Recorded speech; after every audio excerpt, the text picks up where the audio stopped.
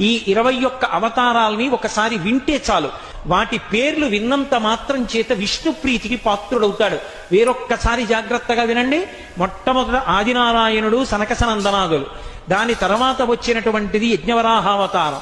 యజ్ఞవరాహావతారం తర్వాత నారదుడు. నారదుడి తర్వాత నరనారాయణుడు. నరనారాయణుల తర్వాత వచ్చినటువంటిది కపిలావతారం. కపిలావతారం తర్వాత దత్తాత్రేయావతారం. దత్తాత్రేయావతారం తర్వాత యజ్ఞావతారం. యజ్ఞుని యొక్క అవతారం తర్వాత వృషభావతారం. వృషభావతారం తర్వాత వచ్చింది పృథుమహారాజు గారి అవతారం. పృథుమహారాజు గారి అవతారం తర్వాత వచ్చినటువంటి అవతారం మత్స్యావతారం. తర్వాత కూర్మావతారం. తర్వాత ధన్వంతరి. తర్వాత మోహిని. తర్వాత నరసింహుడు. తర్వాత వామనమూర్తి. తర్వాత పరశురాముడు. తర్వాత రాముడు. తర్వాత బలరాముడు. బలరాముడి తర్వాత కృష్ణ భగవానుడు. కృష్ణ భగవానుడి తర్వాత బుద్ధావతారం. బుద్ధావతారం తర్వాత కల్కి అవతారం. ఏకకాలంలో 2 అవతారాలు ఉంటూ